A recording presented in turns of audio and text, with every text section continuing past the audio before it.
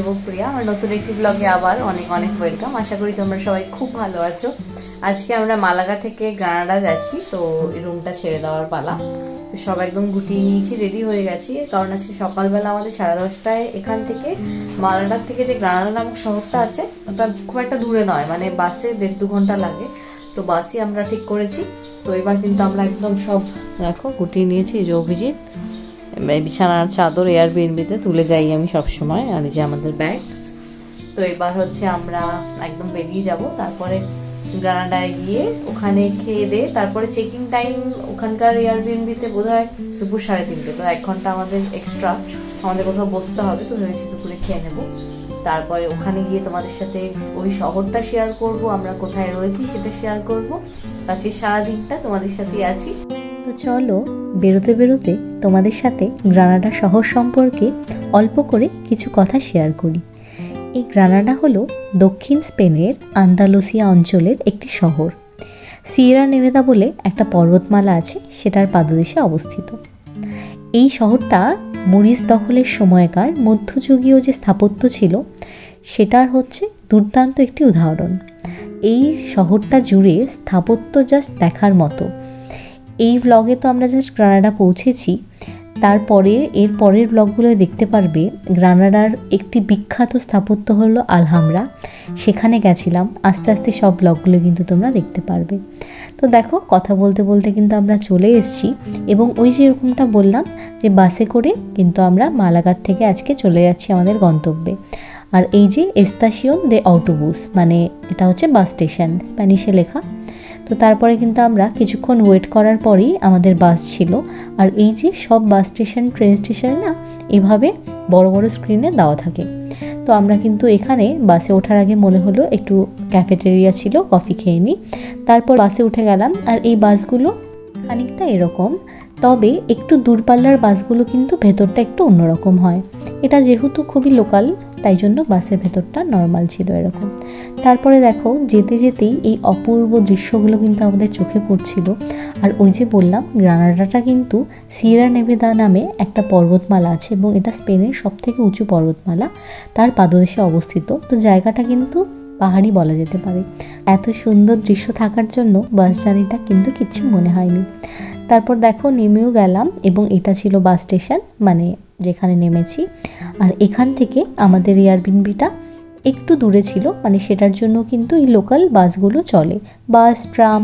আর এইখানে বিশেষ করে স্পেনে, পুরো স্পেনেই বলবো, কমিউনিকেশন সিস্টেম এত সুন্দর, সহসা উবের জাতীয় এরকম ক্যাব সার্ভিসগুলো নেওয়ার কিন্তু প্রয়োজন পড়ে না। তবে অবশ্যই কিছু কিছু ক্ষেত্রে যখন খুব লাগেজ থাকে তখন কিন্তু সেই ক্যাব সার্ভিসগুলোই নিতে হয়। আর এখন আমরা খাবো, খেয়ে তারপরে এয়ারবিএনবিতে যাব। তারপরে একটু রেডি হয়ে ড্রেস চেঞ্জ করে ঘুরতে বেরোবো। তার আগে তোমাদের সাথে একটু শহরটার জাস্ট, মানে যেই রাস্তা দিয়ে যাচ্ছি রাস্তাগুলো এত সুন্দর সাজানো, আর আজকের ওয়েদারটা না খুব ভালো। যেরকমটা বললাম, দেখতেই পাচ্ছ ওয়েদারটা সত্যি খুব ভালো ছিল। আর আমরা যখন ওয়েদার ফোরকাস্ট দেখেছিলাম আজকে দেখাচ্ছিল পুরো বৃষ্টি, তো সেটা একদমই মেলেনি। আমাদের ভাগ্যটা খুবই ভালো ছিল।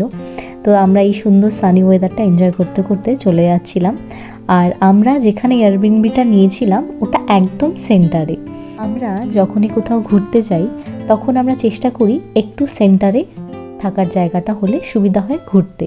তবে সেন্টারে একটু কস্টলি হয়, তাই জন্য তখন তোমাকে কিন্তু একটু রুমগুলোর সাথে কম্প্রোমাইজ করতে হবে, বিশেষত এই বড় সিটিগুলো ঘোরার সময়। তো আমরা কিন্তু একদম চলে এসেছি। এই যে সামনে যে বিল্ডিংটা, এটাই হচ্ছে আমাদের এয়ারবিএনবি, মানে এটার হচ্ছে 4th ফ্লোরে ছিল আমাদের রুম। আর তার অপোজিটেই আমরা একটা খাওয়ার দোকান দেখেছিলাম, কারণ ওই যে বললাম আমাদের এয়ারবিএনবিতে চেকিং টাইম ছিল দুপুর 3:30। তো তাই জন্য আমরা ভাবলাম যে আমাদের হাতে কিছু সময় ছিল, কিছু খেয়ে নিই। তো তারপর আমি আর অভিজিৎ কিন্তু এখানে খেতে চলে এসেছিলাম। আর এখানে না এরকম ছোট ছোট ক্যাফেটেরিয়া, রেস্টুরেন্ট, কফি শপ প্রচুর আছে। আর এই স্পেনে, বিশেষ করে ইউরোপে, এই ক্যাফে কালচারটা কিন্তু খুবই চলে। তারপর আমরা নিয়ে নিয়েছিলাম এরকম চিকেন উইংস, বার্গার, ফ্রাইস, আর আমার একটা ফ্র্যাপে, অভিজিতের কফি। তো আমরা কিন্তু একদম খেয়ে চলে আসলাম আমাদের এয়ারবিএনবিতে। আর আমরা যেই বাড়িটা নিয়েছিলাম সেটা হচ্ছে একদম ভাড়া বাড়ির মতো, মানে যে ওনার আছে, ওনার এবং গার্লফ্রেন্ড, তাদেরই বাড়ি। তো দুটো রুম, একটা রুমে তারা থাকে আর একটা রুম তারা এয়ারবিএনবি পারপাস ভাড়া দেয়। বেশ ছিমছাম সুন্দর একটা বাড়ি। এটা ছিল ওয়াশরুম এবং একটা কিচেন ছিল আর একটা হল ছিল আর দুটো রুম, একটায় ওরা থাকে একটায় আমরা থাকতাম। আর এই বাড়িটার একটা মজার বিষয় ছিল, এদের একটা খুব সুন্দর পেট ছিল, তার নাম ছিল নরক। তো আমার এই ভ্লগে নেই, পরের ভ্লগগুলোতে কিন্তু নরকের সাথেও তোমাদের পরিচয় করিয়ে দেবো। তো এই দেখো কথা বলতে বলতে কিন্তু আমি রেডিও হয়ে গেছি। আমরা এবার বিকেলবেলা বেরোচ্ছিলাম, একটু রেস্ট নিয়ে নিয়েছিলাম এসেই, কারণ সকাল থেকে জার্নি করেছি।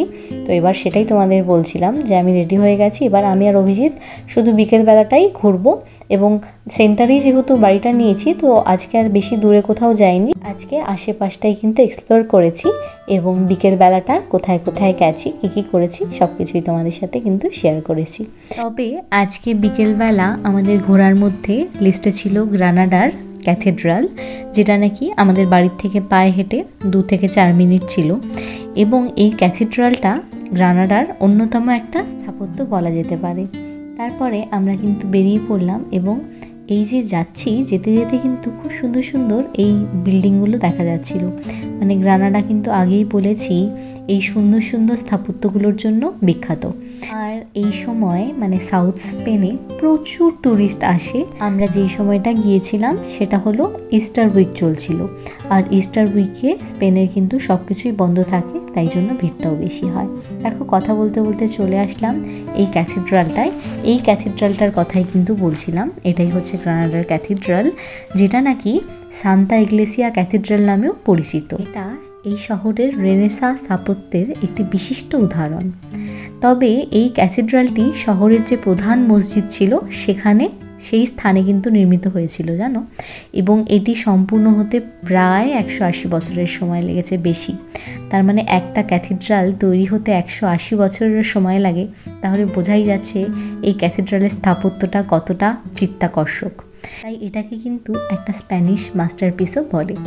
তারপর আমরা ভালো করে এই চার্চটা দেখছিলাম এবং এই যে বললাম ইস্টার উইক চলছিল, এবং এই ইস্টার উইকে প্রতিটা জায়গার মানে শুধু গ্রানাডা বলে না, যেখানে যেখানে ইস্টার উইক এভাবে পালিত হয় সেখানে প্রতিটা মেইন ক্যাথেড্রাল থেকে একটা করে প্রসেশন বের হয়, কখনো জিজাসকে নিয়ে কখনো ম্যারিকে নিয়ে। তো এই সময় কিন্তু এখন একটু পরেই সেই প্রসেশনটা বেরোবে। তার আগে কিন্তু আমরা এই ভেতরে ক্যাথেড্রালের ভেতরটা ভালো করে দেখছিলাম এবং ক্যাথেড্রালের ভেতরটাও কিন্তু খুব সুন্দর ছিল। জানি না একটু অন্ধকার ছিল জন্য আমার ক্যামেরায় অতটা ভালো করে ধরা দেয়নি, তবে খুব সুন্দর ছিল, অদ্ভুত ভেতরের কাজ এবং এত বড় ছিল, খুবই সুন্দর। মানে আমরা যখন ইটালিতে ভ্যাটিকান সিটিতে গেছিলাম, সেটা তো অন্যতম একটা বিখ্যাত ক্যাথেড্রাল, তারপরেই আমার কেন জানি না মনে হয়েছে এটাও কিন্তু খুবই সুন্দর ছিল। তারপরে আমরা চার্চের ভেতরটা দেখে চলে আসলাম এরকম মার্কেটে। এটা হলো একটা ফ্লি মার্কেটের মতো, আর এই মার্কেটটার নাম হচ্ছে জোকো নাজারি বা মেরকাদো দে আর্তেসানিয়া। আর এই মার্কেটগুলোর বিশেষত্ব হলো এই যে রাস্তার মধ্যে ছোট ছোট ন্যারো গলিগুলোর মধ্যে দুপাশ দিয়ে দোকান। যদিও এগুলো আমরা যেহেতু ভারতীয়, এগুলোর সাথে কিন্তু আমরা আগের থেকেই ওয়াকিবহাল, মানে আমাদের যেরকম এসপ্ল্যানেডে তারপরে বড় বাজার সেরকমই অনেকটা। তবে যেহেতু এটা ইউরোপে, ইউরোপিয়ানদের কাছে কিন্তু এগুলো খুব নতুন। আর এই দোকানগুলো না বেশিরভাগই মরক্কানরা আর কি চালায়, তো তাই জন্য কিন্তু এই স্ট্রিটে এই দোকানগুলো দেখতে প্রচুর ট্যুরিস্ট আসে। তো আমরাও যেহেতু এখানে ঘুরতে এসেছি, আমরাও কিন্তু এখানে দেখছিলাম। আর এই স্ট্রিটগুলোর মধ্যে নানা রকম জিনিস ছিল, সুন্দর সুন্দর লাইট থেকে শুরু করে নানা রকম ড্রেস, তারপরে কানের সব কিছু, যেরকম ওই বললাম আমাদের এসপ্ল্যানেডের মতোই। তবে এই ফ্লি মার্কেট দেখার জন্য কিন্তু প্রচুর লোক আসে এবং এটা একটা বলা যেতে পারে একটা অ্যাডভেঞ্চার এদের কাছে। তারপর আমরা ওই ফ্লি মার্কেট থেকে বেরিয়ে সেন্টারে একটু হাঁটতে হাঁটতেই হঠাৎ চোখে পড়লো আমাদের একটা এরকম মিষ্টির দোকান। মিষ্টির দোকান বললে ভুল হবে, এখানে এগুলোকে না প্যাস্টেলেরিয়া বলে বা বেকারি শপ বলে, এবং এইটা হচ্ছে স্পেশালি ইস্তাম্বুল থেকে এসছিল। তারপর আমরা দোকানের ভেতর ঢুকতেই দেখলাম পসারে পসারে সাজানো রয়েছে নানা রকম নতুন ধরনের মিষ্টি। কিছু মিষ্টিগুলোর নাম জানি, কিছু কিন্তু অজানা। তো তার মধ্যে আমার সব থেকে এই ডেজার্টগুলোর মধ্যে পছন্দ হয় বাকলাভা, এবং সেটা কিন্তু আমি অলরেডি টেস্টটা জানি, তো ওই জন্য বাকলাভাই নিয়েছিলাম। এই যে এখানে নানা রকম ধরনের বাকলাভা ছিল, তারপর ওনাকে বলছিলাম যে কোনটা একটু বেশি ভালো হবে। তারপর উনি সাজেস্ট করলেন যে এই আলমেন্দ্রা মানে হচ্ছে আমন্ডের, তো এটাই কিন্তু নিয়েছিলাম। আর একটাও বাকলাভারি ভার্সন নিয়েছিলাম, ওটা হচ্ছে পিস্তাচিও মানে পেস্তা বাদামের। তো তারপরে কিন্তু আমি ট্রাই করছিলাম। আর সবসময় মিষ্টি খেতে কিন্তু আমি বেশি ভালোবাসি, তাই আগে আমি ট্রাই করি। অভিজিৎ খুব একটা মিষ্টি পছন্দ করে না। তারপরে আমরা একটু মিষ্টিমুখ করে আবার চলে আসলাম, এবং যেটা বলেছিলাম যে এই সময় গ্রানাডায় প্রচুর ভিড়। শুধু গ্রানাডা বলবো না, পুরো আন্দালুসিয়া মানে সাউথ স্পেনেই এই সময় এই ইস্টার উইকটায় সবাই ভ্যাকেশনে চলে আসে। তারপর এতটাই ভিড় ছিল, তারপর আমরা ভিড় কাটিয়ে আবার চলে আসলাম এরকম একটা সুন্দর জায়গায়। এই জায়গাতেও এসে দেখলাম খুব সুন্দর মানে স্থাপত্যের নিদর্শনই বলা যেতে পারে, এত সুন্দর কাজ করা বিল্ডিংগুলো। তো সেটাই কিন্তু দেখতে প্রচুর লোক এই জায়গায় আসছিল। তবে এইটার ঐতিহাসিক তাৎপর্যটা কিন্তু জানা নেই। আর এই বিল্ডিংয়ের কিন্তু ভেতরে ঢোকারও ব্যবস্থা ছিল না, ওই সবাই সামনে থেকেই আর কি ছবি তুলছিল, হাঁটছিল। তো আমরা কিন্তু ঠিক তাই করছিলাম। তবে কেউ যদি স্পেনে আসে তাহলে মাস্ট ভিজিটের মধ্যে কিন্তু এই গ্রানাডা শহরটাকে রাখতেই হবে। শহরটা জাস্ট অপূর্ব। এবং আমরা এর পরের দিন থেকে ভালো করে ট্রাভেল প্ল্যান করেছিলাম, এবং যা যা জায়গায় ঘুরেছি সব কিছুই কিন্তু আস্তে আস্তে ব্লগগুলোতে আসতে থাকবে। তো তারপরে এই যে বললাম, এখানে কিন্তু ভেতরে ঢোকার ব্যবস্থা ছিল না, সবাই এই বাইরে থেকেই দেখছিল। এবং এইখানে না একটা বিশেষত্ব হলো, মানে এখানে বলে না পুরো ইউরোপেই, এই যে রাস্তায় রাস্তায় আর্টিস্টরা কিন্তু আর্ট করে, তারপরে যেরকম গান বাজনা হতে থাকে, এই মানে পুরো ভাইবটাই কিন্তু চেঞ্জ হয়ে যায়। আর যারা আমার মতো আর্ট ভালোবাসো, সেটা যেরকম ফর্মেই হোক, তাদের তো কোনো কথাই নেই, সবসময় ভালো লাগবে। এবার হাঁটতে হাঁটতে চলে আসছিলাম আবার কিছু কিনবো বলে, কারণ আমরা যেখানেই যাই সেখানকার সোভিনিরগুলো নিতে কিন্তু কখনো ভুলি না। তো আমরা কিন্তু চলে এসেছিলাম এরকম একটা শপে, যেখানে অনেক রকম অনেক জিনিস ছিল, ফ্রিজ ম্যাগনেট থেকে শুরু করে, কি রিং থেকে শুরু করে, তারপরে হাত পাখা থেকে শুরু করে। তো আমি কিন্তু এই জিনিসগুলো দেখতেও খুব ভালোবাসি, আর টুকটাক কিন্তু আমরা কিনেও নিয়েছিলাম। তারপর আমরা এখান থেকে পছন্দ করছিলাম, এবং অভিজিতের বিশেষ করে ফ্রিজ ম্যাগনেটগুলোর বেশি ন্যাক, তো ও পছন্দ করছিল এবং আমিও কিছু পছন্দ করছিলাম। তারপর আমরা দুজন এখান থেকে বিল করে বেরিয়ে গেলাম। আর যেহেতু বিকেলবেলা বেরিয়েছিলাম, বাড়ি ফিরতে ফিরতে কিন্তু প্রায় রাত হয়ে গেছিলো, তাই জন্য আমরা একবারে বাইরে থেকে ডিনার করেই কিন্তু বাড়ি ফিরেছিলাম। তারপরে বাড়ি বলতে এয়ারবিএনবি।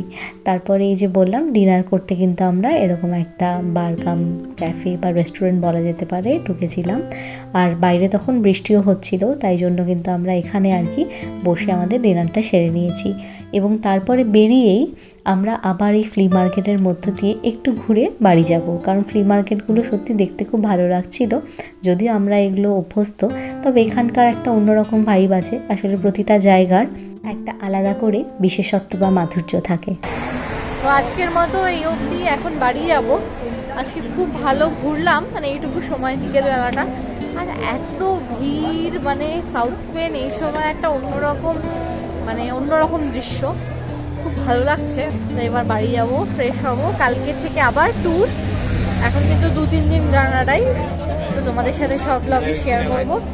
আশা করি ভালো লেগেছে এই ভিডিওটা যদি ভালো লেগে থাকে, please do like, comment, share and subscribe. ভাবেই তোমরা আমাকে ভালোবাসতে থেকো। দেখা হচ্ছে পরবর্তী একটি ইন্টারেস্টিং ব্লগের সাথে। ততক্ষণ সবাই খুব ভালো থেকো। Bye, good night.